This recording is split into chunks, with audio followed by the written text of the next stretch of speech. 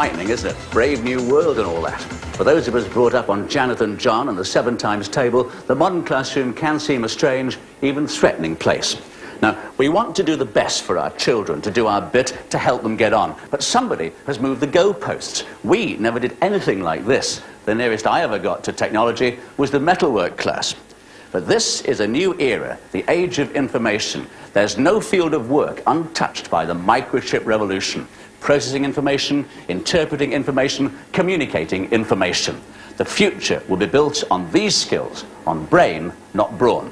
And if young people like Vicky here are to survive in the competitive workplace of the future, they must be able to understand and exploit the power of information technology. But that's just the beginning of the story. Computer literacy isn't an end in itself. The classroom computer functions as a rather special key designed to unlock children's creativity, to develop their confidence and their imagination, whatever the subject.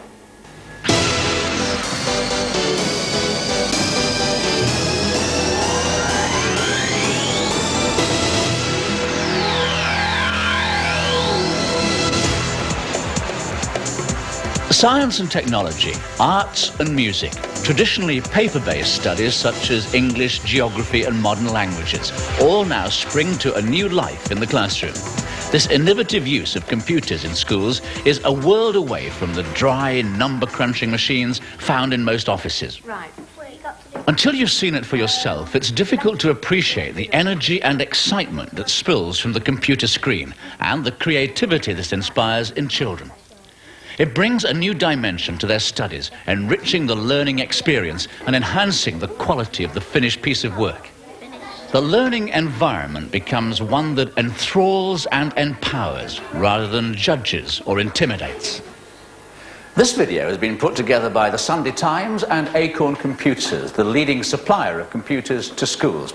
It's designed to give you an insight into the vital part played by information technology, IT, in your child's development. We'll be showing you some of the uses of IT in primary and secondary education through a number of real projects. Now, if you're pushed for time, by all means watch only the sections appropriate to your family. But do please watch the final summary, because it's got some important ideas on how you can support your child's development and forge a link between class projects and studies at home. The national curriculum, under which pupils study a combination of 10 subjects, maps out their development through key stages, each with a range of ability levels. But where does information technology fit into all of this? And for that matter, what exactly is information technology? Many parents wonder if IT is an entirely new subject. Well, of course it isn't. It's more a new set of skills to be developed and applied to the existing subjects. These skills have been divided into 5 strands. The first strand is communication, the ability to refine and present ideas and information. This can range from simple word processing to a sophisticated multimedia presentation, combining text, graphics, sound and video. Next comes data handling, developing skills to understand, analyze, interpret and draw conclusions from data, whether it's a simple record of rainfall or the result of a complex scientific experiment. Strand number 3 is modelling. From a very young age, children use Play-Doh and empty cereal packets to build models. IT taps and develops these same skills of imagination and hypothesis, as the model-making moves far beyond the cereal packets to graphical 3-dimensional models of objects, and then onto sophisticated business models using spreadsheets. The skills of measurement and control using information technology go way beyond those of the traditional methods of measuring. Children develop the skills to control their environment. This can involve anything from measuring and controlling remote devices such as model cars or robots to running the school security system. The last, but arguably the most important strand, application and effects, develops the skills to understand when and how the use of IT is appropriate and effective. It also nurtures an understanding of the impact of information technology on the world around us, from the use of simple databases to complex banking operations. These vital skills are developed alongside more traditional ones, and children routinely use them as part of the daily curriculum. In the projects that follow, you'll see that information technology is accepted as an integral part of the curriculum structure, and computers considered a vital learning resource.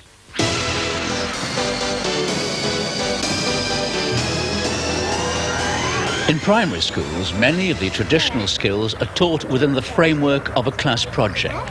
So too is the awareness and use of information technology. After a visit to a local chocolate manufacturer, children from this Warwick school developed a technology theme in their class project. They decided to produce their own chocolates and market them within the school. Using their information technology skills, they designed a marketing survey, analysing and interpreting preferences, and presented the survey data and results. They calculated and controlled costs and produced pricing models. Then they used IT to design promotional materials, posters and packaging. The project lasted many weeks and covered a wide range of subjects, including technology, geography, history, science and English. The project reflects the way many professional products are designed and marketed. The only difference is that at Warwick School, they did all this as part of normal curriculum activities, using a network of powerful computers, the Acorn Archimedes series.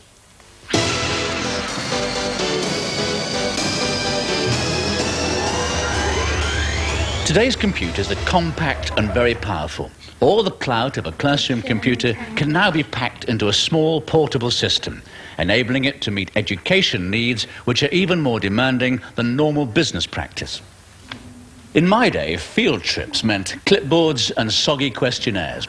Here, during a trip to the Bovington Tank Museum, students record information with portable pocketbook computers and image capture ion cameras. Back at base, using the standard desktop computer, they can edit and refine the material and combine it with digitized photographs and research information from a CD-ROM to create a multimedia presentation.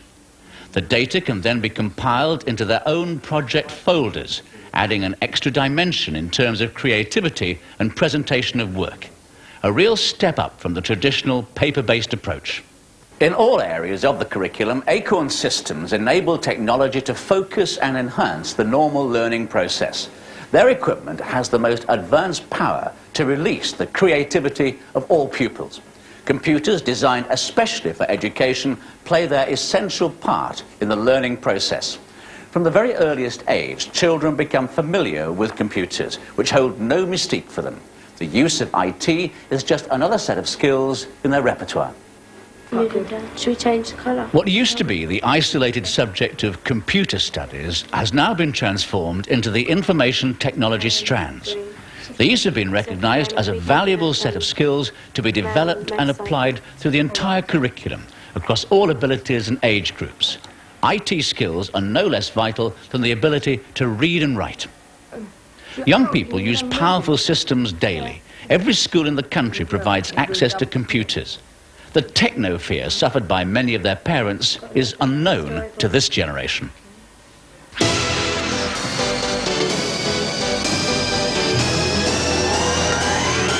Modelling and simulations can go far beyond computer games. Real-life situations are used to introduce a learning scenario, as here at the SuperChoice Active IT Centre at Osmington Bay in Dorset. It was just after 3 o'clock this morning, about 3 miles out to sea beyond that headland, that the tanker Magdalena B hit the notorious Calgaric rocks. And so far, about half her cargo of 80,000 tons of crude oil has spewed out into this beautiful bay. Environmental experts predict that this could be the worst oil spillage ever in UK waters. Well, luckily, that wasn't a real news story. But what if it had been? How would the authorities have coped? How would they have pulled together all the necessary information to assess the extent of the spillage, to keep the public well informed, and to prevent it ever happening again? Well, that's the kind of problem set by Project IT.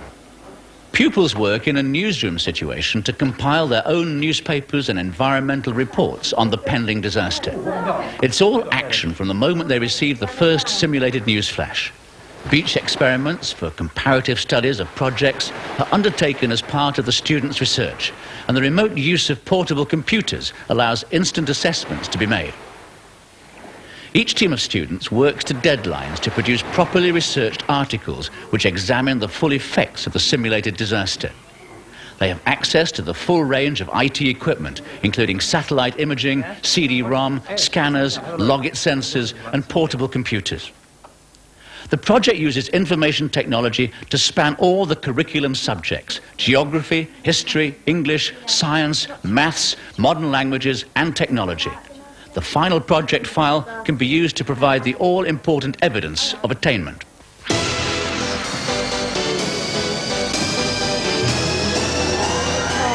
Frontier official. The traditional view of a history project involves long hours of research in dusty libraries, reading and rewriting text, and just occasionally being able to copy a picture or a map.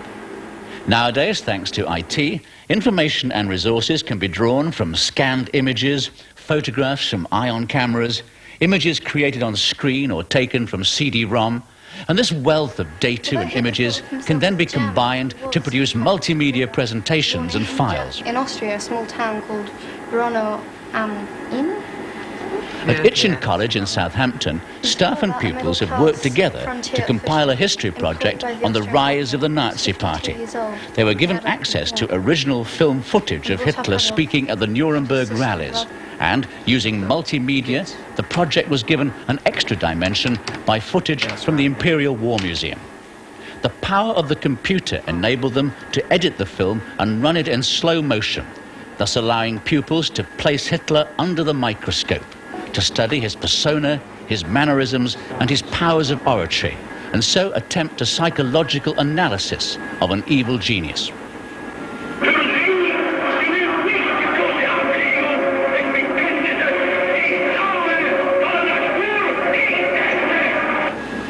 None of this would have been possible for students prior to the age of IT. Now subjects are brought to life as pupils develop and use information technology skills as part of their everyday curriculum activities. You've seen a few examples of what is possible today, and almost 9 out of every 10 schools have chosen Acorn Computers for their power and versatility. We've seen examples of this from the familiar word processing, spreadsheet and database packages to the use of desktop publishing, multimedia and video manipulation. Now these are technologies that are widespread in schools but are only just beginning to be used by the most advanced commercial companies. And augmented with the power of technologies like CD-ROM, computers become an invaluable information resource. Bridging the gap between computers in education and the real world has been difficult until now. Today's pupils are achieving a practical understanding of today's technology, but all the projects we've seen illustrate how IT capability must be gained through real-world examples. We've seen how information technology can enhance communication skills. Pupils handle and interpret data with ease. The ability to model situations, either mathematically or in real-life scenarios, enables pupils to develop skills of prediction and analysis, while the ability to measure causes and effects and to control their own environment can only enrich the other skills.